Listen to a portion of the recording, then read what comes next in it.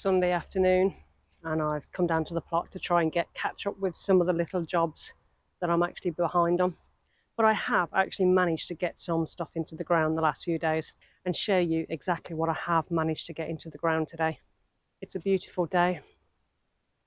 There's a light breeze just taking the edge of the strength of the sun off, and I've got a whiskey sour. So that's me set for the day.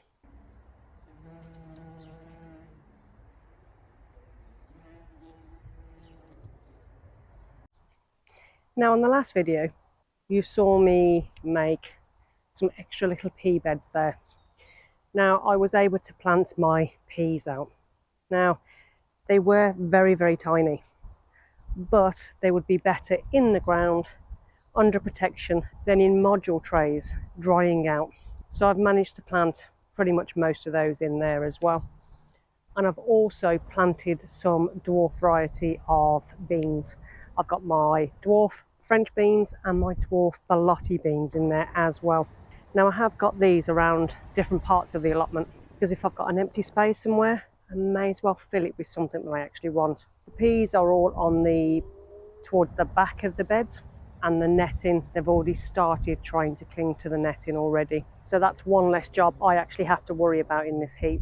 One of the other things that I've done this week is put my squashes, my urticuri, yeah, I think that's it. Two of my courgettes, my runner beans, and some cucumbers too. Now again, I'm growing some of these around other parts of the allotment, but on this black plastic area, I just wanted to have something that was going to be very simple to plant through the plastic by making holes. Now normally I'd use a heated ring or a heated can of some sort and actually push it through, but this time around I just used scissors because it was just easier. I've also planted nasturtiums randomly all over the place, and they're in. So the squashes that I've planted should start sprawling over the corn bed. Now the corn is what I planted early last week now, and they're doing really well. I thought I would actually have more losses than I have had so far. So those squashes will sprawl across that bare soil or over the plastic itself. The courgettes will fill out nicely, and the runner beans will grow lovely and vertical upwards. So I'm kind of hoping to cover as much of this black plastic as possible with the plants that I've actually got. Now there is still loads of space. I'll probably still plant some more in there as well. Now I always oversow because when you plant, you might get it to all germinate, but whether you get it to its fruiting stage is a completely different story. You could literally plant out 20 plants and then lose 18, 19 of them to slug damage or pigeon damage or just extreme weather in some sense. So I'd rather overplant and deal with the consequences if they all grow than underplant and have too many bare areas. So if these actually carry on succeeding, bearing in mind they've been in the soil already for a few days, I could have an awful lot of courgettes this year. Now squashes I'm not too concerned about. Squashes store really, really well, and in fact we've still got squashes at home from last year, so I'm actually happy to have excess squashes, and I have no problem growing different varieties on the plot. I'm not going to be saving any seed this year. It is literally growing extra different squashes to see which ones taste the best and also which ones store. Whichever one wins will grow just the 2, maybe 3 varieties next year. Now these are the varieties that we have got going so far. Now it is a bit of a mixture, and yes, it does take up a large amount of room, but we really actually enjoy using squashes in our cooking. So I'm really hopeful this year that we're going to get a very good harvest. Now this polytunnel is going crazy at the moment. It's 39 degrees. And it's just incredibly, incredibly hot. And I think this is something I need to keep in mind. Now, when we built this, I told my husband to use mesh doors because it will get extremely hot here in the summer. He was adamant he wanted plastic and just the one window. I think I may have talked him around to it now because it's really important to get good airflow through your polytunnel. Otherwise, it could become extremely humid, damp, causing all manner of issues within your tunnel. Now the tomatoes are doing really well, and the marigolds are actually taller than the tomatoes at the moment. But I think there's a couple of different types of marigolds in here. I think my husband said it was an African one and something else. Chilies are all doing really well, and we've done a bit of an experiment. So the ones on the right hand side is where we pinched the middles out of the chili peppers, and the ones on the left hand side are ones that we've actually just left and not pinched out the centres. We wanted to see what the difference was with growth. Now there's obviously a big difference between the two. The ones on the left that are unpinched are much taller, but obviously the ones on the right are much bushier. We'll see which ones give out the best produce by the end of the season. Now the kale and the broccoli that I put in a little while ago, I've actually managed to get some broccolis to survive from all the slug damage. Now we have planted some more, sowed some more seed, but I think I know what our issue is this year with seed and germination. I actually do think it's the compost, because I'm growing really simple seed that I've never ever had an issue germinating in any form over a wide variety of seed, and I'm actually struggling a lot to get it to germinate and to grow. So the only thing I can think of is the soil. Now I know the weather hasn't been perfect and everything else, but there's a lot of colder stuff that I've been trying to grow as well that doesn't mind a bit of cold weather, doesn't need 20+ degrees to actually germinate, and I've even struggled with that. So hopefully next year we're going to be able to make our own seed compost somewhat. And I have got plans for a wormery. I just haven't decided whether I'm making a wormery in tubs or on a crate on the floor. I've got to decide how I'm going to do that yet, and find somewhere for it to go nice and shady, maybe down by the chickens, but obviously out of their reach.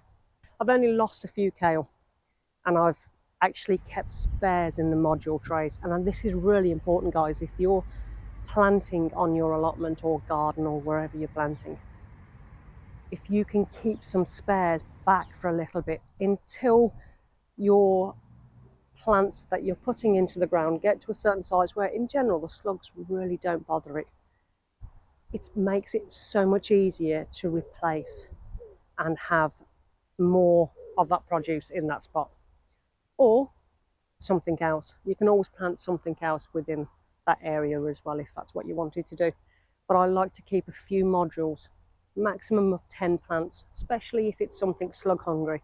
I like to be able to replace it with the produce that I'm actually going to try and grow. Now my beetroots and my lettuce is in my kohlrabi bed with the spinach, which you saw in the last video. It's all going crazy in this particular bed. The beetroots have got luscious green leaves with that lovely purple hue going through it, and they're already starting to bulb up on the bottom, which is great.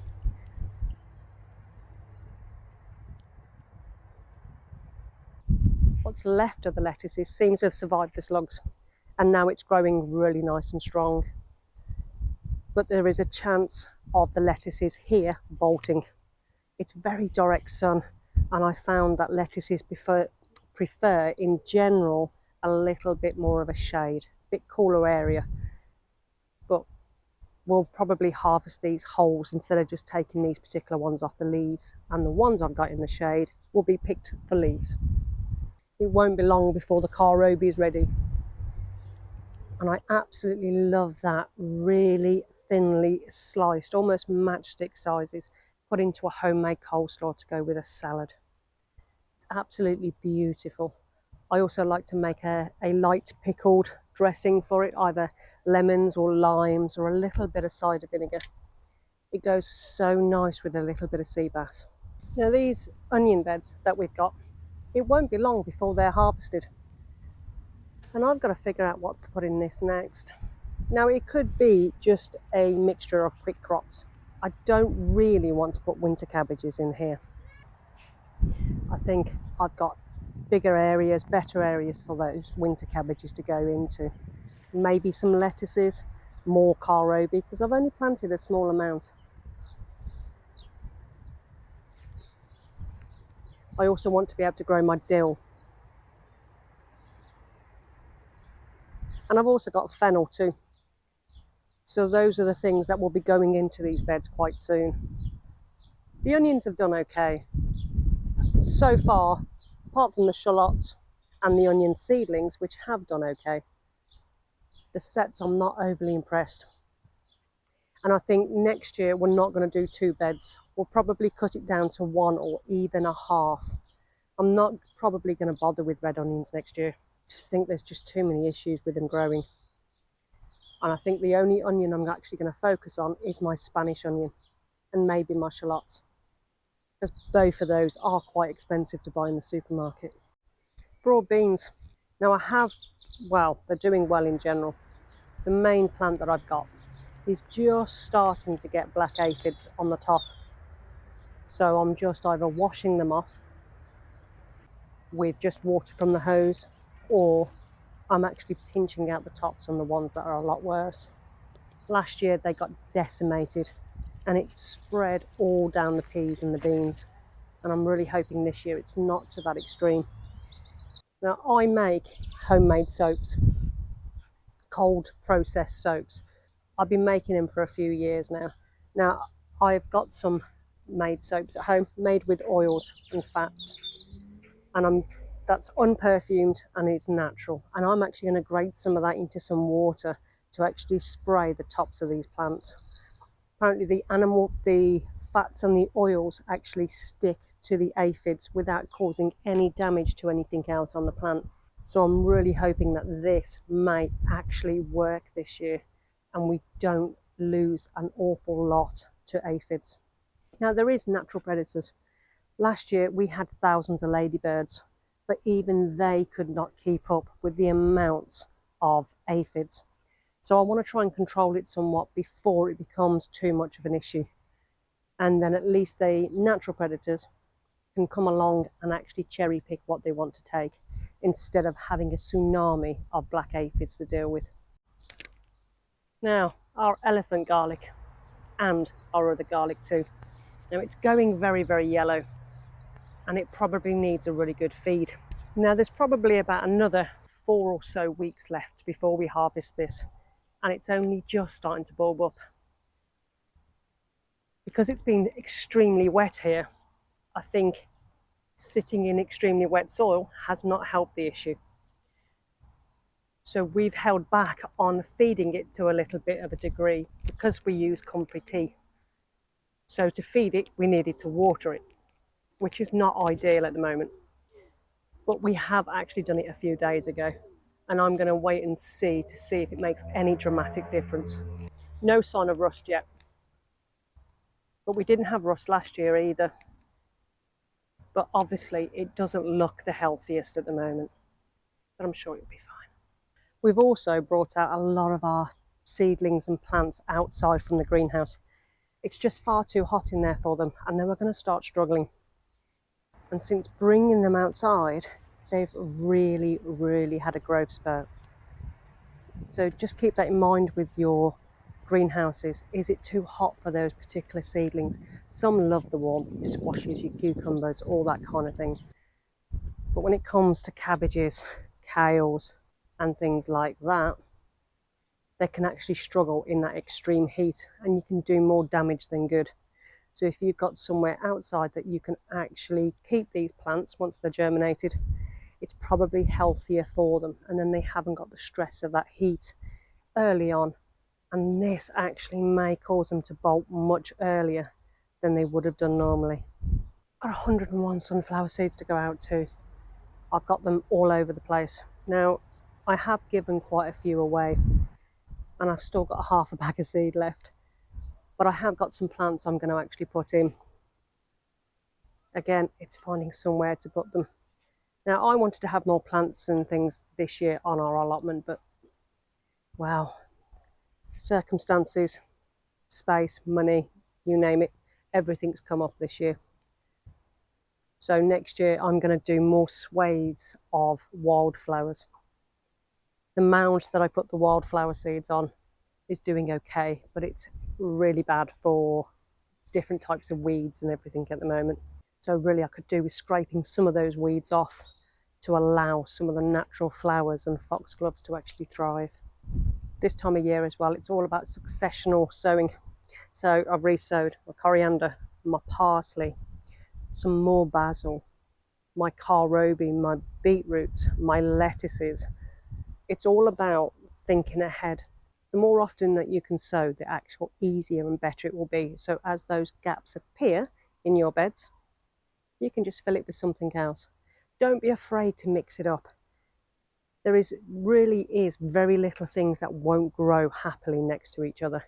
And getting all worked up about what can and can't grow next to each other will actually stop you having a try for yourself and maybe getting some good produce from it. So this week it's all going to be go. I'm actually going to be sowing more seeds, prepping more beds, trying to make other bits and pieces. But the one thing I have managed to get in at the moment is my melons. Now, I don't know whether you remember that I actually sowed a load of melons. I sowed some Emir and this one, which I can't remember off the top of my head. Unfortunately, the mice got to all of them and I managed to save 3, I think, Emir plants. I've managed to grow on 2 of these to very pathetic size plants. So while those were failing, I decided to buy the baby watermelon to give that a go. That wasn't quite as slow a start as the other melons, and it's done okay. But again, it was so slow, really slow. But I have planted them into the greenhouse. Now they are tiny, really, really small. But they're better in here with the warmth, the water and the space to grow than a small tiny pot on my windowsill at home. And if they don't grow, they don't grow. I have bought some more different melons for next year, but this greenhouse, I actually think I'm actually going to get a new greenhouse.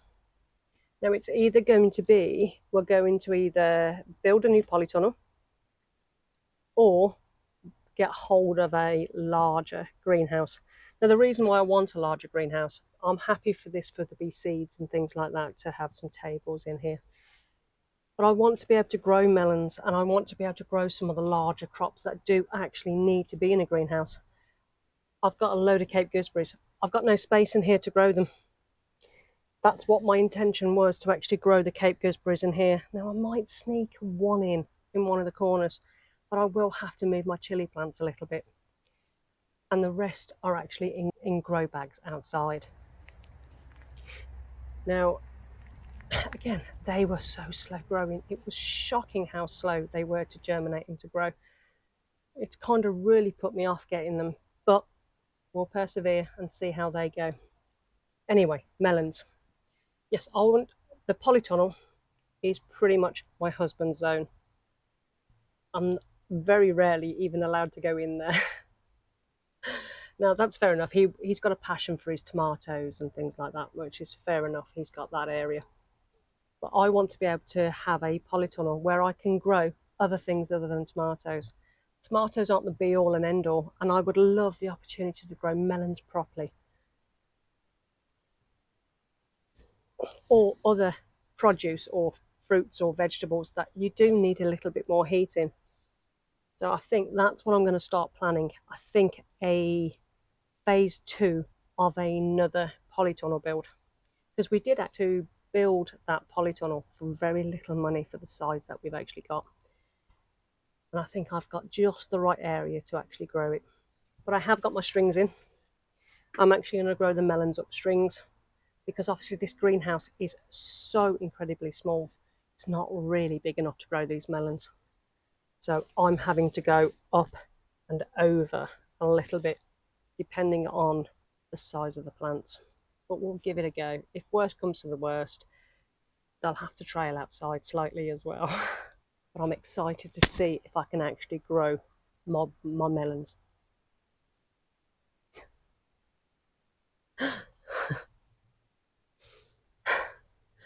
Anyway,